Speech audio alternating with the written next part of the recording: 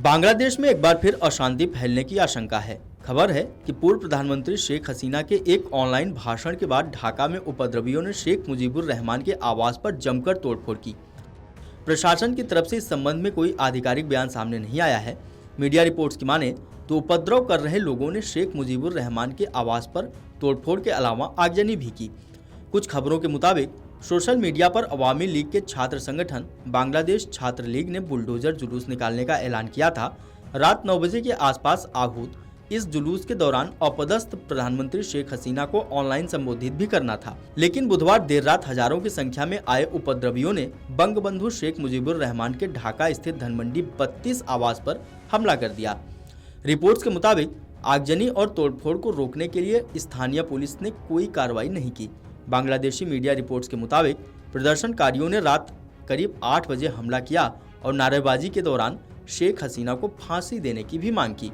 ढाका की सड़कों पर उतरे प्रदर्शनकारी अवामी लीग पर प्रतिबंध लगाने की मांग कर रहे हैं। घटना का जो वीडियो सामने आया है उसमें देखा जा सकता है कि शेख मुजीबुर रहमान के आवास पर उपद्रव के दौरान जमकर नारेबाजी हो रही है। कई लोगों को मोबाइल कैमरे की मदद से वीडियो रिकॉर्ड करते देखा गया।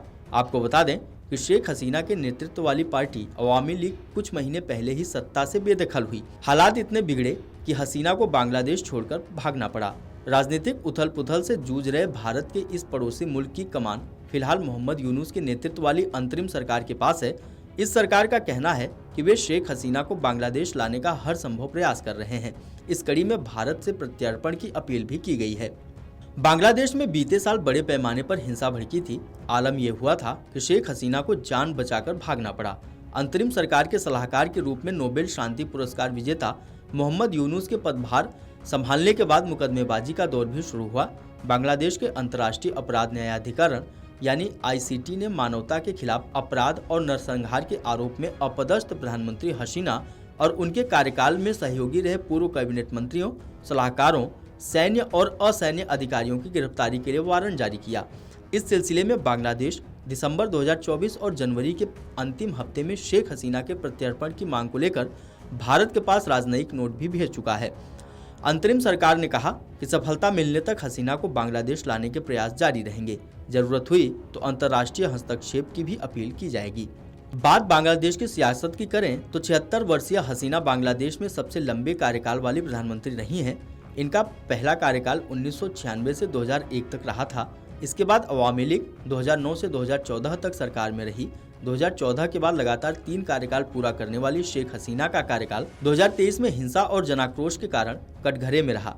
इस साल की शुरुआत में अमेरिका समेत कई प्रमुख पश्चिमी देशों ने समावेशी और विश्वसनीयता चुनाव का आह्वान किया था, लेकिन सत्तारूढ़ अवामी लीग और खालिदा जिया की विपक्षी पार्टी के बीच संवाद की अपील बेअसर साबित हुई। दोनों ही पक्षों ने इसमें कोई रुचि नहीं ली। फिलहाल व्यापक हिंसा के कारण बांग्लादेश आंतरिक और बाहरी दोनों मोर्चों पर संघर्ष कर रहा है। बांग्लादेश की पूर्व प्रधानमंत्री शेख हसीना बीते साल जनाक्रोश बढ़ने के बाद 5 अगस्त को भारत चली आई थीं। देश छोड़ने के बाद हसीना और उनकी पार्टी के नेताओं के खिलाफ अपराध और नरसंहार की 60 से अधिक शिकायतें दर्ज की गईं। कुछ रिपोर्ट्स के मुताबिक शेख हसीना के खिलाफ अब तक 225 से अधिक मामले दर्ज हो चुके हैं।